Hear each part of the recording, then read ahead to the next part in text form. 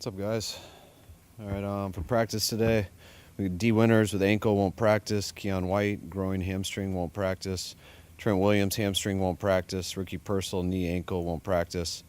Kittle, ankle, limited. Yetur, knee, limited. Luke Gifford, quad, limited. That's it.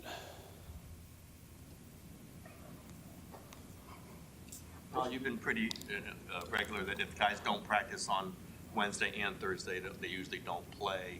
For a playoff game, Kyle, how much does that equation change?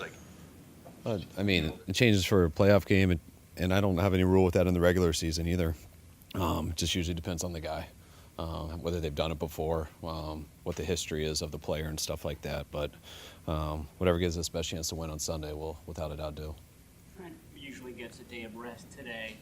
Is today's not practicing part of that rest, or is it the hamstring itself? No, he's still hurt. I doubt he would. Hopefully he'll be better and can get some in tomorrow, but I'm not sure where he'll be at tomorrow yet. Where exactly is Ricky at? Did that aggravation happen during one of the practices last week? No, it happened in the game before that. We didn't do anything last week in practice. It happened in the game versus Chicago. But he's the same boat as Trent. What's the biggest challenge going against the Vic Fangio defense? Vic schematically he's always been the best to me, as good as anyone there is.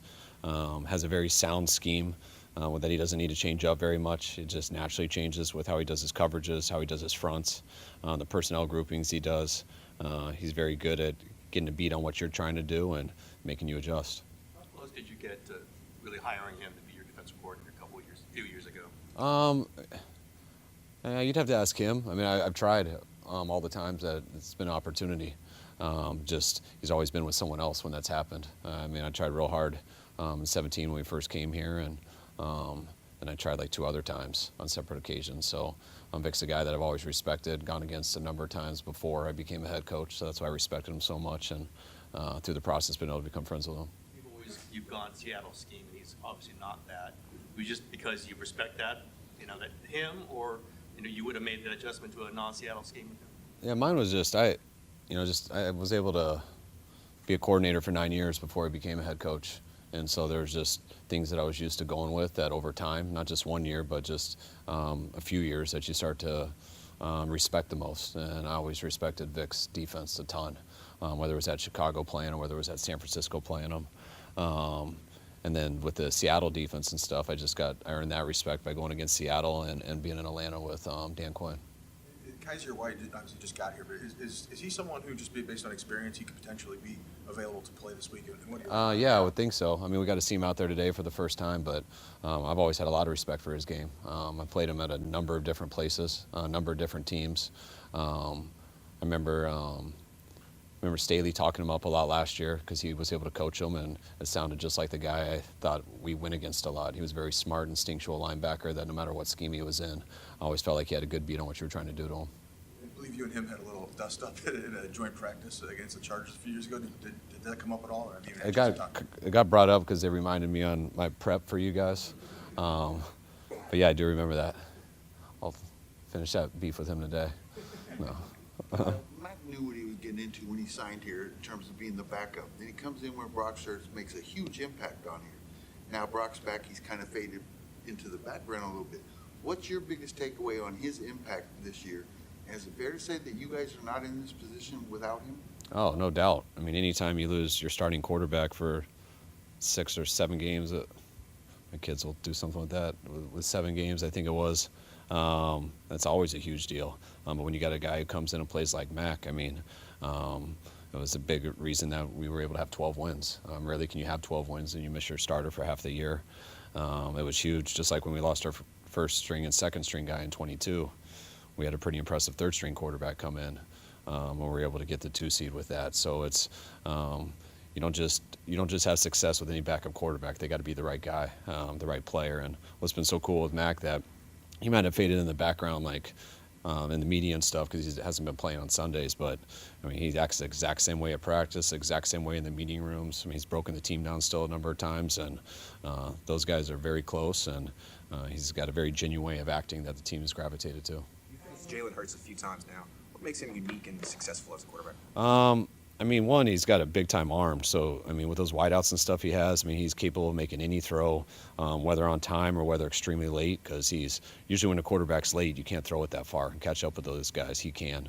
So you got to honor the entire field with them. And anytime you have a quarterback who's capable of doing that, who also is a threat every single play throughout an entire game with his legs, it's an issue, whether he uses it or not.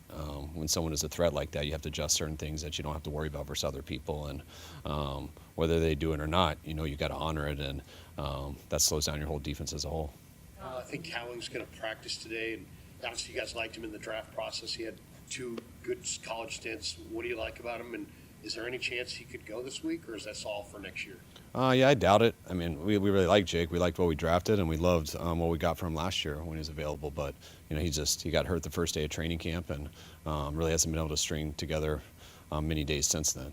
So we got him for 3 weeks. So I'd say there's a chance to get him back in and see what happens over these 3 weeks. But for a guy to not have any practice throughout camp or this regular season, I think it'd be a little unrealistic for this week. When Vic was in between jobs, or took off 2022, and he was here, several OTA practices. What was he? Was it just like, hey, what's up, visiting, or what was the purpose of him being here? Well, I mean, one, I think his girlfriend was from here, so he was in town a lot. 2, I thought there was a chance that the D coordinator that we had could possibly get a head coach job the next year, so I want to be prepared. So Vic and I were talking about that stuff a lot and hoping that could possibly work out if we did change or get a new coordinator. But I remember the morning of our game versus Philly, I think it was, he signed with Miami, so lost him that day. What's the challenge of an opposing team going into Philadelphia and playing a playoff game for you guys in terms of the atmosphere there? I mean, always with every place you go, it always starts with crowd noise. I mean, anytime you can talk about the fans and all that stuff, which is, to me, that's more fun. I don't think that really affects the guys with helmets on who are out in between the whites. Might affect family members and things like that if they choose to go in the stands. But that's really irrelevant in the game. It has to do with how loud that crowd is, and they're going to be going. You got to give them a reason to be quiet, and if not, it's extremely challenging place to play. You're not going to be able to hear, and we got to expect that. We're seeing the prep going on here, early prep for the Super Bowl. Has that affected you guys at all? Has it affected the team? Anything you got to move rooms or anything like that? No, nothing with our spot. We have to take a different way in the morning, but that's been it so far. So it hasn't been an issue at all. Why do you have the early practice tomorrow? Why switch that up? We don't, do we? I think it's the same. We always do on Thursdays. Yeah, I'm not sure about the media stuff, but no, we got a normal schedule this week.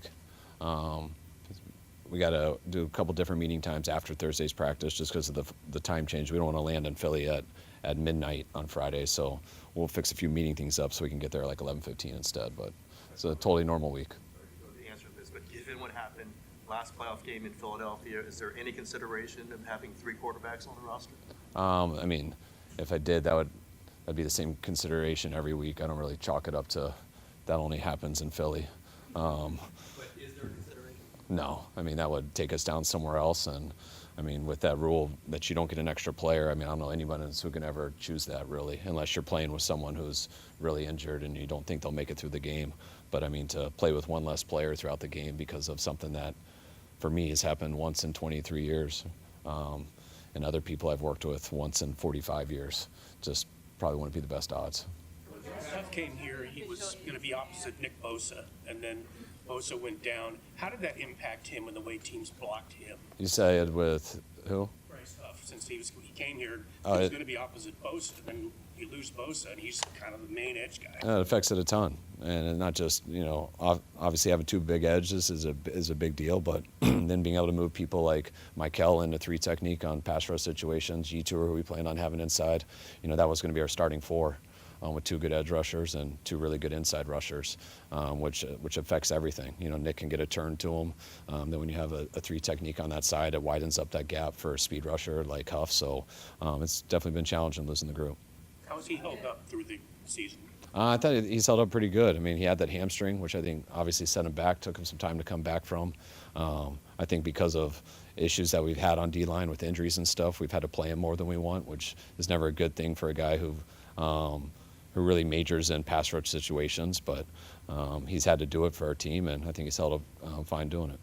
When you consider Eric Kendricks kind of being still kind of new to the system and then bringing in Zaire White, and then also the fact that you guys just had to play your starters against the Seahawks and then they rested theirs, how beneficial is it to have a week of regular practice coming off of 2 short weeks? Oh, it's crucial. I mean, this is our first normal week since the beginning of December, and we got an extra day playing on Saturday. So having 8 days this week was, I mean, you'll deal with whatever, but it was, I thought, very important.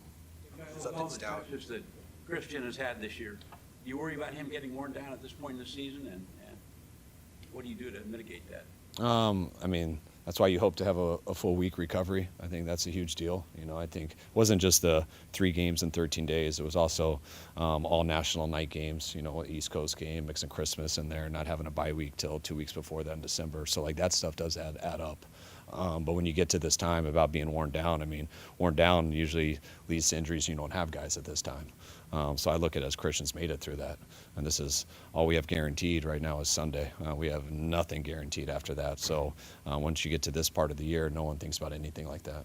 How much has Upton Stout improved since you drafted him? Who's that? Upton Stout. How was he playing right now? I think he's playing. I mean, I thought he had his best game last week, and I think he's had a number of real good games. But we've been excited since Stout's gotten here, and I thought he's had a really good rookie year.